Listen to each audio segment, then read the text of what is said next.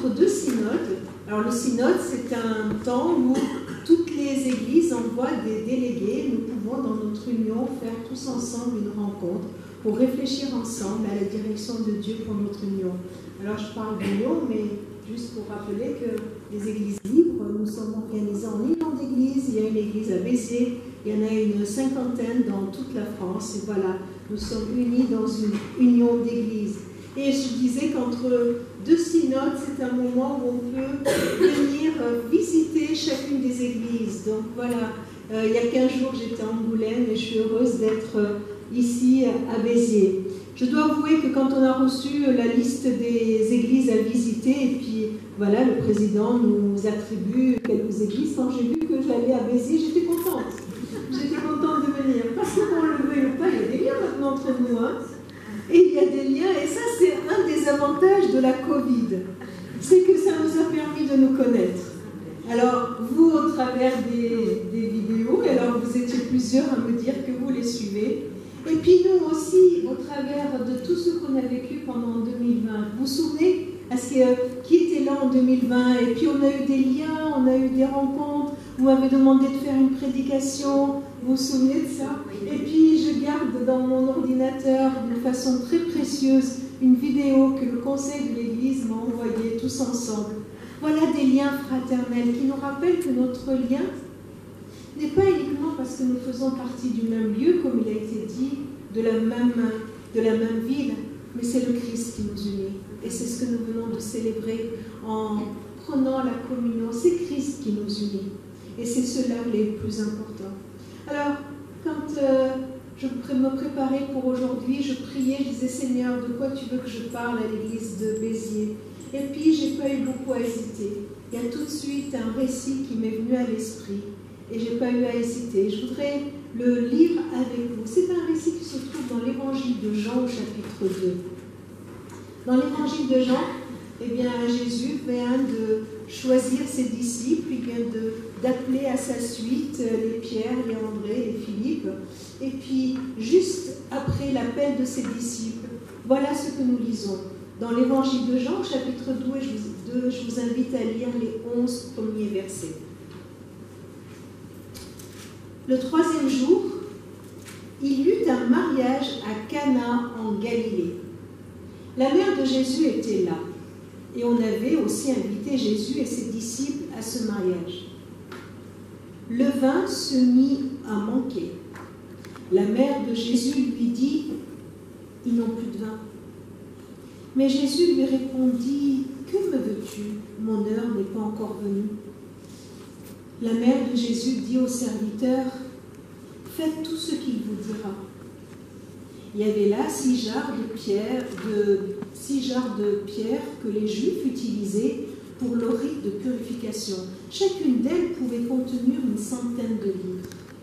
Jésus dit au serviteur, « Remplissez d'eau ces jarres. » Ils les remplirent à ras-bord. Alors Jésus leur dit, « Puisez maintenant de cette eau et portez-en au maître de la fête. » C'est ce qu'ils firent. Le maître de la fête goûta l'eau changée en vin. Il ne savait pas d'où venait ce vin, mais les serviteurs qui avaient puisé l'eau le savaient. Il appela donc le marié et lui dit, « Tout le monde commence par offrir le meilleur vin, puis, quand les invités sont ivres, on sert le moins bon. Mais toi, tu as gardé le meilleur vin jusqu'à maintenant. » Voilà le commencement des signes extraordinaires que fit Jésus. Il manifesta sa gloire. Cela eut lieu, à Cana en Galilée. Il manifesta sa gloire et ses disciples crurent en lui. Seigneur, je te prie d'ouvrir notre entendement et nos cœurs, non seulement pour comprendre ce que tu veux nous dire, mais surtout de l'accepter. Amen. Amen. Une question. Qu'est-ce qui vous étonne dans ce récit? Allez, on peut répondre. Hein. Qu'est-ce qui vous étonne dans ce récit? Il y a tellement de choses étonnantes dans ce récit. Allez, qu'est-ce qui vous étonne, vous, dans ce récit? C'est comme aussi Jésus favorisait un petit peu l'alcoolisme. Oh là là, je m'excuse, hein, je fais comme chez moi. On dirait qu'il favorise l'alcoolisme, ouais. De nos jours, hein, il aurait une levée de bouclier. L'eau changée en vin. L'eau changée en vin, c'est quand même étonnant. Cette eau qui d'un coup se change en vin, comment il a fait? Qu'est-ce qui vous étonne? La réponse de Jésus à sa mère. Franchement, il aurait pu dire les choses autrement. Pourquoi il parle comme ça? C'est étonnant d'entendre ce genre de paroles dans la bouche de Jésus. Qu'est-ce qui vous étonne? Comment on a appelé la mère ne l'écoute pas et dit au serviteur ce qu'il a dit. Et oui, ce qui est encore plus étonnant, c'est la réaction de la mère. Elle fait comme si de rien n'était, elle continue, et elle dit au serviteur, faites tout ce qu'il vous dira. Étonnant ce texte. Peut-être que ce qui est étonnant aussi, ça va avec ce que disait ce frère, que le premier miracle de Jésus soit celui-ci, de l'eau changée en vin. Vous vous demandez peut-être en lisant ce récit quel goût a ce vin. Est-ce que c'était du grand cru? Il ressemblait à quel grand cru? Ou alors, qu'est-ce qu'ils ont pu faire avec 6000 litres de vin? J'ai fait mon petit calcul. 1 litre, ça fait combien de verres? 5 verres? 5 fois 6, 33 000 verres. Ah, à peu près, hein, 20 centilitres, 3000 verres de vin, mais s'ils étaient, je ne sais pas moi, s'ils étaient, allez, 100, 300, un grand mariage 300, il y avait 10 verres par personne. Vous imaginez? Si tout le monde boit en plus. Une abondance, une abondance. Qu'est-ce qu'ils ont pu faire de tout ce vin? C'est vrai que ce qui nous étonne dans ce récit, c'est un peu la démesure. Moi, je vais vous dire ce qui m'a étonné dans ce texte. Ce qui m'a étonné, c'est le début, le premier verset et le dernier que j'ai lu. Le premier qui commence par « Il y eut un mariage à Cana en Galilée ». Et ça se termine par « Il manifesta sa gloire et ses disciples crurent en lui ». Ça ne vous étonne pas? C'est quand même bizarre, c'est quand même étonnant. Une journée qui commence, allez, avouons-le. Moi, ça fait 30 ans que je suis mariée, et à force d'être invitée à des mariages, je me dis qu'un mariage, bon, ça n'est exceptionnel que pour les deux qui se marient, n'est-ce pas? C'est banal de se marier. Enfin, c'est banal d'assister à un mariage, non? C'est pas quelque chose de rare, heureusement. C'est pas quelque chose d'exceptionnel. Ça fait partie de la vie. Comment une journée qui peut commencer par quelque chose qui fait partie de la vie de tous les jours, vous voyez ce que je veux dire? De la vie, un mariage. Comment une journée qui peut se commencer ainsi peut se terminer par la gloire de Dieu s'est manifestée? Je vous invite à réfléchir à ça, à réfléchir un peu plus loin, à aller dans le détail. Est-ce que vous pouvez imaginer, dire, la famille Trucmuche est allée au culte le dimanche matin à Béziers, quelque chose de régulier, d'hebdomadaire, et que ça se termine par la gloire de Dieu s'est manifestée. Amen. On a envie de ça. Imaginez qu'on puisse dire, monsieur un tel est allé au travail, et la gloire de Dieu s'est manifestée. Madame un tel est allée au bureau, et la gloire de Dieu s'est manifestée, et ils crurent en Jésus. Voilà quelque chose de banal, permettez-moi cette expression de banal pour ce mariage, quelque chose de quotidien, de la vie de tous les jours là qui se passe, et ça se termine par la gloire de Dieu s'est manifestée. Est-ce que cette parole est dépassée? Est-ce qu'elle est caduque? Ou est-ce qu'elle est aussi pour nous? Dans Éphésiens chapitre... j'ai mis chapitre 11, mais ça ne peut pas être chapitre 11, parce qu'il n'y a pas 11 chapitres dans Éphésiens. Je crois que c'est chapitre 4, verset 11, il nous est dit « Nous aussi, nous avons reçu notre part d'héritage, nous qui avons été destinés d'avance selon le projet de celui qui opère en tout selon les décisions de sa volonté, à célébrer sa gloire. Nous qui d'avance, nous avons mis notre espérance dans le Christ. Éphésiens vient nous dire que ce qui a été vécu à Canaan n'est pas dépassé. Nous sommes invités, nous sommes appelés à célébrer la gloire de Dieu, à vivre la manifestation de la gloire de Dieu. Alors un peu, qu'est-ce que ça peut vouloir dire, la gloire de Dieu? Ça peut être un mot un peu bizarre et puis un peu codifié. La gloire de Dieu, c'est tout ce qu'il est. C'est ce qu'on découvre de lui. Manifester la gloire de Dieu, c'est manifester qui il est. Et vous avez vu qu'on n'a pas fini.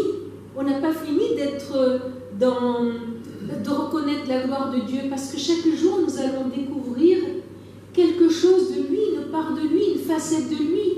Et comme il est infiniment grand, on a toute l'éternité pour le découvrir. Vous voyez, chaque jour, on a à découvrir une facette de lui, à manifester sa gloire. Alors oui, ça c'est notre vocation, c'est ce que Dieu veut faire dans notre vie de chaque jour. Alors je m'arrête juste un tout petit peu, juste pour être sûr que vous êtes d'accord avec ça. Est-ce que vous êtes d'accord que aujourd'hui dans votre vie, Dieu peut et Dieu veut vous révéler un peu plus qui il est? C'est là le point de départ. Est-ce qu'au cours d'un mariage, il peut révéler qui il est? Est-ce qu'au cours de votre vie de famille, de votre vie dans vos amitiés, dans vos relations les uns avec les autres, est-ce qu'il veut vous révéler et révéler à tous ceux qui vous entourent un peu plus de qui il est? Alors voyons voir comment ça s'est passé.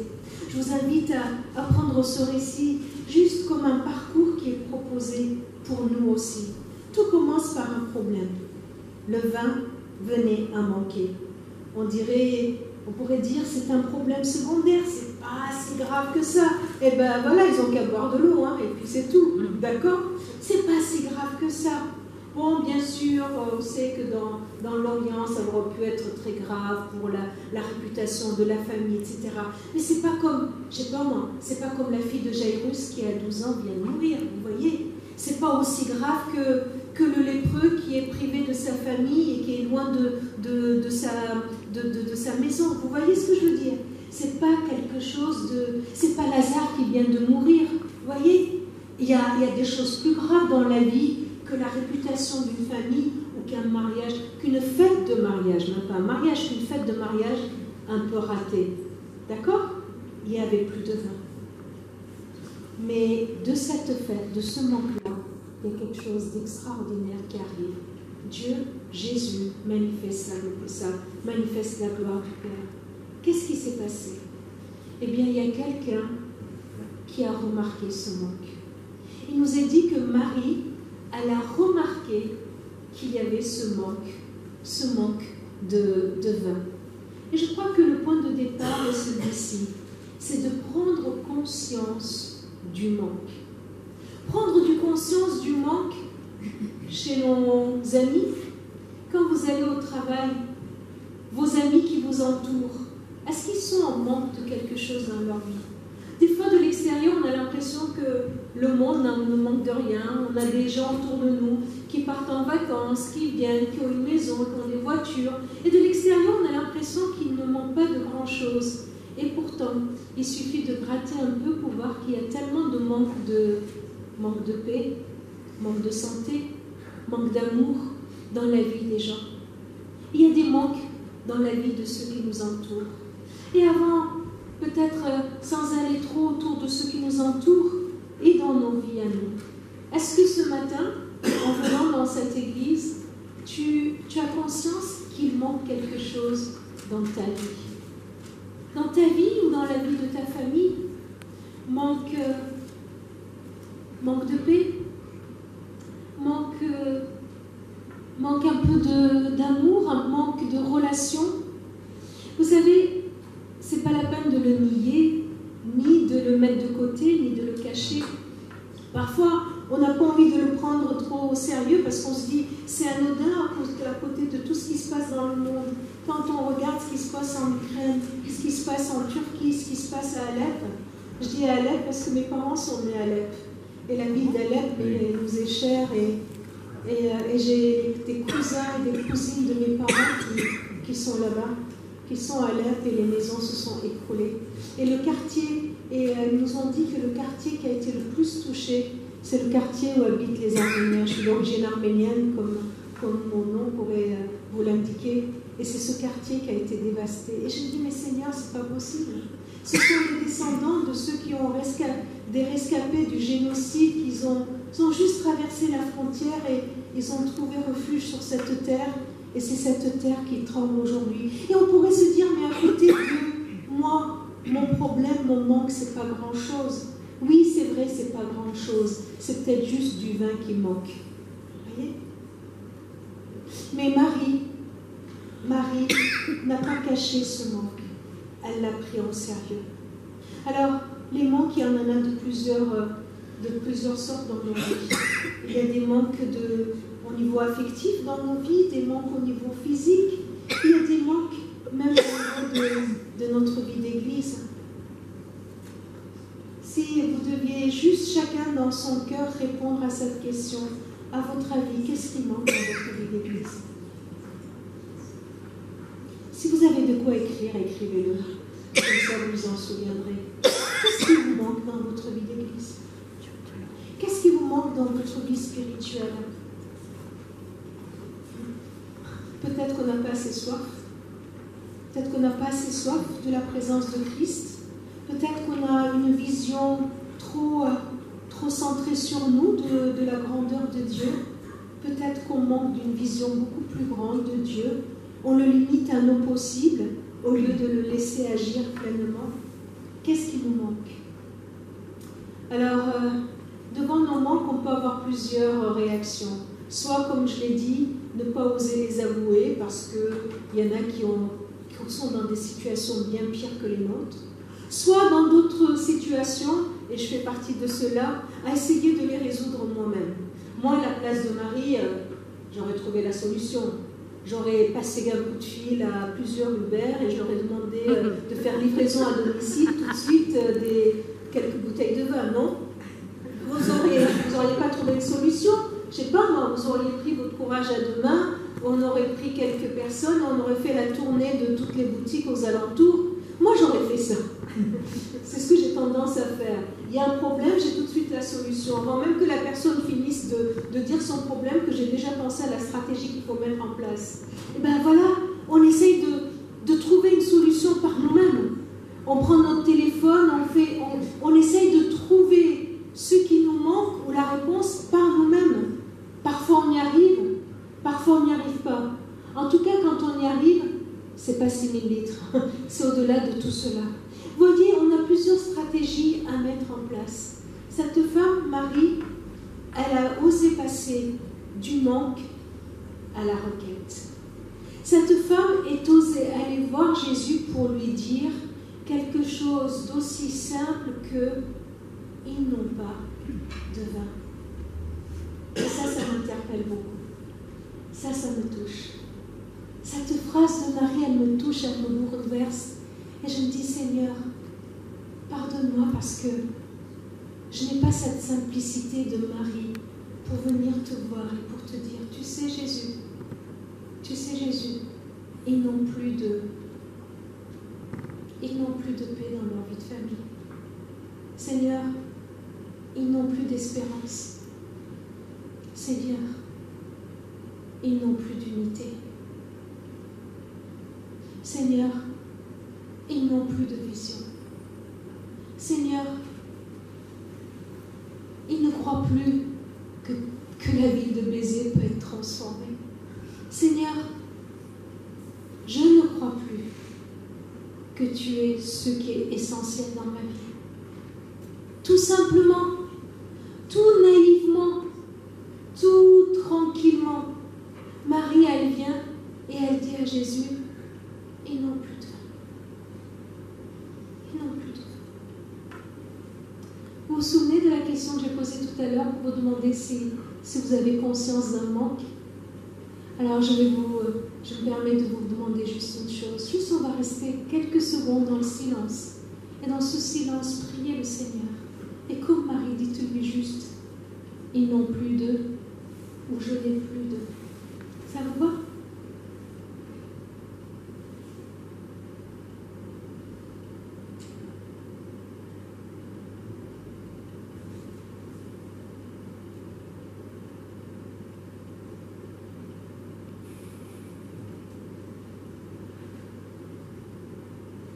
Merci Seigneur de nous mettre dans ce récit, cette femme, cette Marie qui a osé te dire, ils n'ont plus de vin.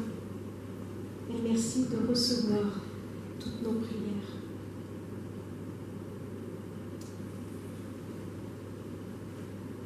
Si parfois moi je n'ose pas comme Marie aller tout simplement dire à Jésus, mes amis n'ont plus d'eux, ils n'ont plus de vie, ils n'ont plus d'espérance. Tout à l'heure, là, on prenait le café juste avant le culte, et puis, alors c'est Jean-Richard, c'est ça? Non. Jean-François. Bon, j'avais un sur deux. Jean-François qui disait, mais nous qui sommes chrétiens, nous ne devrions pas avoir peur de la mort, hein? Eh bien, peut-être qu'il y a des personnes autour de nous qui leur manque juste la vie et la vie éternelle. Alors, je me suis dit, mais si cette femme, elle a osé faire ce qu'elle a fait, et si parfois moi, j'ose pas faire comme elle, où est le problème? Qu'est-ce qui se passe? Eh bien, peut-être qu'elle croyait que Jésus était capable de faire quelque chose. Pour faire ce qu'elle a fait, pour oser dire à Jésus, ils n'ont plus de vin, il lui fallait croire. Croire que Jésus peut résoudre ce problème. C'est ça la foi. La foi, c'est croire que Jésus est la réponse. Alors, elle s'attend à quoi? Elle s'attend que Jésus fasse quelque chose. Elle sait, elle, que Jésus peut faire quelque chose. Elle, plus que tout autre être humain, sait qui est Jésus. Elle est bien placée pour savoir qui est Jésus. Après 30 ans à la maison, voilà que Jésus sort, qu'il part, il se fait baptiser, il revient avec ses disciples, voilà, dans sa vie publique, dans son ministère public, il est invité aux noces, c'est un temps de réjouissance. Quelle occasion idéale pour Jésus, enfin d'assumer son rôle d'époux messianique, qui était annoncé par les Écritures. Marie, elle demande que Jésus se révèle, qu'il dise enfin qu'il est cet époux de la nouvelle alliance, qui vient inaugurer cette nouvelle alliance. Elle sait qui est Jésus. Et là, ça m'interpelle, je me dis, mais Seigneur, si j'ose pas venir comme Marie te dire tout simplement les manques de ma vie, de ceux qui m'entourent, c'est peut-être parce que je ne te connais pas assez, comme Marie te connaît. Marie, elle savait qui tu es, que tu es le Fils de Dieu, que tu es le Sauveur, que tu es le Seigneur, que tu es venu sur terre manifester la gloire du Père en toutes circonstances, et que tu es capable de le faire dans mon quotidien, dans mon train-train, dans mon manque. Alors voilà, à ce moment-là, c'est ce moment-là où tout bascule. Marie qui croit, qui est Jésus, qui croit que Jésus peut faire quelque chose. Ça, c'est le premier pas de Marie. Elle croit. Et le deuxième pas de Marie, c'est qu'elle a de l'audace. Elle a de l'audace. Elle le voulait.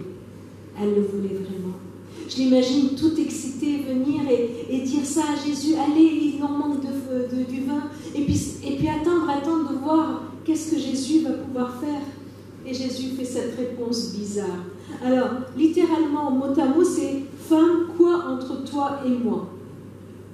Mon heure n'est pas venue. » Il est en train de dire « Mais que me veux-tu » Il est juste en train de redire à Marie « Ok, tu as changé mes couches, tu m'as donné le biberon, ou le sein plutôt, tu m'as lavé, tu as fait tout ce qu'il fallait, tu m'as élevé, ok. Mais aujourd'hui, ce que j'ai à manifester, c'est qui je suis. Je ne suis pas ton fils, je suis le Fils de Dieu. Vous voyez, il a voulu juste remettre un peu de distance pour se positionner. Justement, ce qu'elle voulait, qui se positionne comme Fils de Dieu, celui qui est venu manifester la gloire du Père. Et il est en train de faire cela. Il est en train de dire, je ne vais pas agir pour suivre les ordres des uns et des autres. J'agis pour suivre les ordres de mon Père. Et c'est ce qu'il veut dire par mon heure n'est pas encore là. Mais en même temps, il fait. Alors il y a cette réponse, et puis Marie, elle n'argumente pas, elle n'essaie pas de contester, elle cède le contrôle.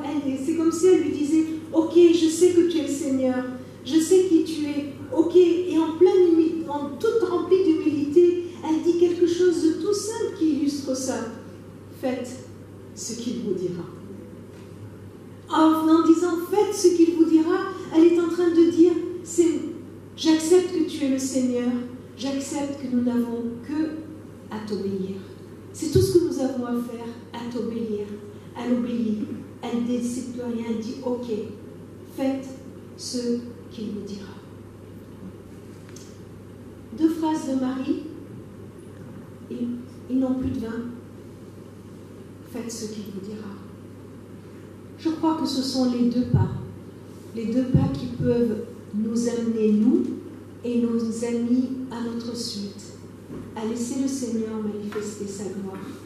Le premier, venir dire au Père quel est notre manque, et au deuxième, d'accepter que tout ce qu'il va nous dire doit être accompli dans notre vie. Faites ce qu'il vous dira. Confiance absolue. Confiance en qui il est. Il y a tellement de choses que Dieu nous a dit dans notre vie à faire. Il nous a demandé, le premier commandement qu'il nous a donné, c'est lequel? Aimez-vous les élèves. Aimez Dieu de tout votre cœur, de toute votre tête, et le deuxième commandement, Aimez-vous les uns les autres. aimez-vous les uns les autres. Mais c'est la suite, moi, qui me perturbe. Aimez-vous les uns les autres. J'aurais préféré qu'il ne rajoute pas ça, que comme je vous ai aimé. Parce que aimez-vous les uns aux autres, on le fait de tout notre être, on essaye de le faire avec nos possibles.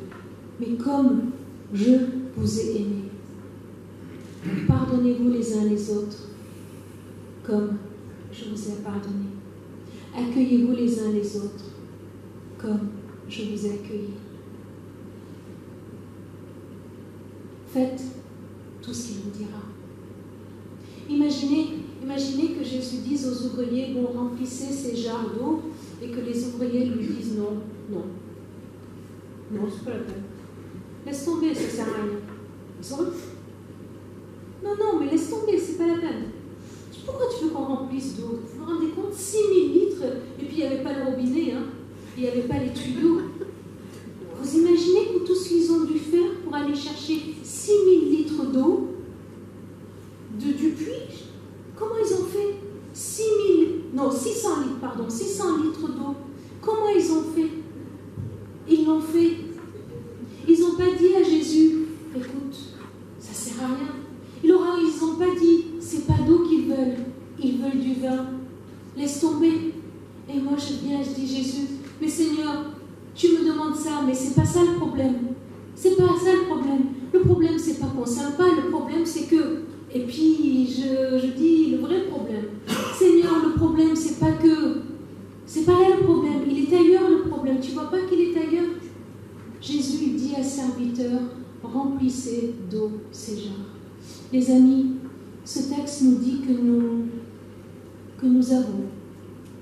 devons obéir tranquillement à ce que Dieu nous dit, sans chercher à lui donner des idées meilleures, sans chercher à lui expliquer que ce n'est pas ce qu'il faut faire. Et peut-être que ce qu'il nous dit ne nous paraît pas adéquat par rapport à la situation. Peut-être qu'on est beaucoup plus intelligent que Jésus et qu'on croit que ça ne sert à rien de remplir des jarres d'eau. Peut-être que nous, on lui dit, mais Seigneur, ça ne sert à rien que j'apprenne à venir manger à la maison. Peut-être que je me dis, ça ne sert à rien que j'invite un collègue de mon travail à venir à un culte. Peut-être que je me dis, ça ne sert à rien que je continue à témoigner parce que je l'ai fait et ça ne sert à rien. Peut-être que je me dis que ça ne sert à plus rien d'aller voir quelqu'un et de demander pardon. Parce que l'autre va me mépriser, parce que l'autre va en profiter pour me rabaisser encore plus. Vous voyez, on peut se dire dans notre tête tellement de « ça ne sert à rien ». Ça vous arrive à vous aussi? Moi, ça m'arrive tellement souvent. Des fois, je suis là dans mon bureau et puis il y a une petite voix qui me dit « tu devrais appeler un tel ». Et je ne le fais pas. Et quelques jours après, j'apprends que telle personne avait un problème, etc. Et le Seigneur me dit, mais tu vois, je te l'avais dit, quand est-ce que tu vas enfin m'écouter? Mais parce que quand j'ai entendu cette petite voix dans ma tête, j'avais aucune raison pour l'appeler. Vous voyez, remplissez ces jarres d'eau. Moi, à la place des serviteurs, j'aurais dit à Jésus, ça ne sert à rien. Il t'arrive des fois d'avoir des commandements très clairs de la part de Dieu et que tu lui dises, ça ne sert à rien. Seigneur, ça ne sert à rien. Je l'ai déjà fait. Ça ne sert à rien. Moi, ce qui me manque, c'est du vin et toi, tu me demandes de remplir d'eau. Ça ne sert à rien. Je crois qu'à chaque fois à chaque fois que j'ai dit au Seigneur, ça ne sert à rien, je me suis privée d'un miracle. À chaque fois que nous avons dit à Dieu, devant les signes qu'il nous donne, devant les commandements qu'il nous donne, ça ne sert à rien, nous nous sommes privés d'une bénédiction. Nous nous sommes privés d'un miracle que Jésus voulait accomplir dans notre vie. Je suis un peu dure, hein? Non, j'allais dire désolée, mais non, parce qu'il n'y a pas de... Non. Je le dis pour moi. Seigneur, je dis combien de fois, je n'ai pas été comme ces serviteurs dociles, comme cette Marie qui est confiante à te dire, je veux faire tout ce que tu me diras. Heureusement que les serviteurs, ils ont pas dit à Jésus, ça ne sert à rien. Heureusement qu'ils ont accepté de remplir les jarres d'eau. Heureusement qu'ils l'ont fait. Heureusement que quand Jésus leur a dit maintenant vous pouvez aller distribuer, heureusement qu'ils l'ont fait. Parce que c'est dans leur obéissance, pendant qu'ils étaient en train d'obéir, que le miracle a eu lieu. Et ça, c'est quelque chose d'important pour nous. Si tu veux que Jésus se manifeste, qu'il manifeste sa gloire devant ce manque que tu lui apportes, eh bien, sachons que c'est pendant notre obéissance, alors que nous sommes en train de lui obéir, de faire simplement ce qu'il nous demande, qu'il va manifester sa gloire, qu'il manifeste sa gloire. On le voit souvent dans la Bible. Vous vous souvenez des lépreux? Jésus, les 10 lépreux qui sont venus pour demander à Jésus de les guérir. Pendant qu'ils étaient en train de marcher, tous les 10 ont reçu la guérison.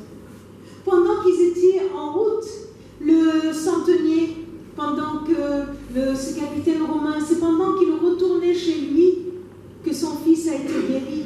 Pendant qu'ils étaient en route, pendant qu'ils suivaient ce que le Seigneur disait, il y a une bénédiction dans l'obéissance. Ce qui nous importe, nous, ce n'est pas de savoir comment Jésus va changer l'eau en vin. Ce n'est pas de savoir comment Jésus va répondre à notre besoin. Ce n'est pas de savoir comment Jésus va rétablir le lien, comment Jésus va toucher un cœur, comment Jésus va restaurer nos vies. Ce n'est pas à nous ça ne nous appartient pas de savoir. Ce qui nous appartient, c'est de savoir qu'il peut le faire et que nous devons suivre ce qu'il fait, ce qu'il nous dit. Et pendant que nous faisons ce qu'il nous dit, alors le miracle a lieu.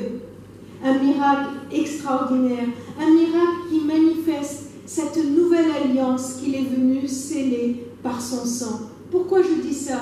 Parce que voilà que ces jarres qui étaient pour la purification de, comme était dit, hein, c'était rempli d'eau, certainement pour la purification des péchés. Ça, c'était dans l'ancienne alliance. Et Jésus le transforme en vin.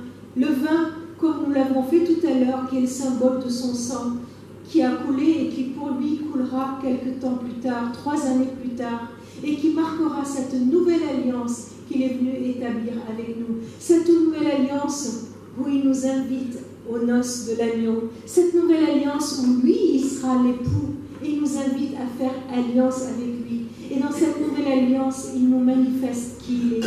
Vous avez remarqué qu'au début de notre texte, il est dit le 3e jour. Et beaucoup se sont demandé pourquoi c'est écrit le 3e jour. Et vous pouvez lire avant et après, il n'y a pas une référence. On dit, mais le 3e jour, il est où le premier?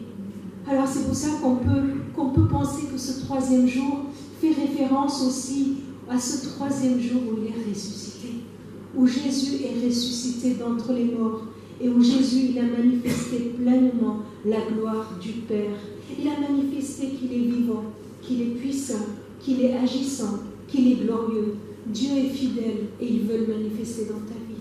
Dieu est puissant et il veut le manifester dans ta vie. Dieu, il aime, il pardonne, il accueille, il relève, il guérit, il soulage, il encourage, il ouvre une porte, il donne une espérance, il conduit son Église, il renouvelle la vision. Et il le fait. C'est comme ça qu'il manifeste sa gloire. Il manifeste sa gloire à ce monde qui a besoin de le rencontrer. Et il veut le faire au travers de nous. Et il veut le faire au travers de ta vie. Alors mes amis, apportons-lui nos manques. Apportons-lui les manques de nos amis, les manques de notre Église, de notre communauté. Croyons qu'il s'intéresse à nos manques et obéissons fidèlement, tranquillement à ce qu'il nous dit. Alors, comme pour les disciples, nous verrons assurément la gloire de Dieu. Et beaucoup, nous les premiers, nous croirons en lui. Je vous invite à prier.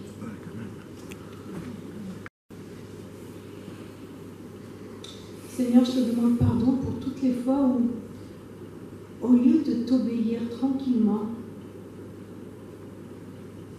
je t'ai expliqué que ce n'est pas possible. Seigneur, pardon pour toutes les fois où, au lieu de t'apporter nos manques, nous avons essayé de résoudre par nous-mêmes. Seigneur, merci pour l'abondance de ta réponse. Merci pour l'abondance de ta grâce.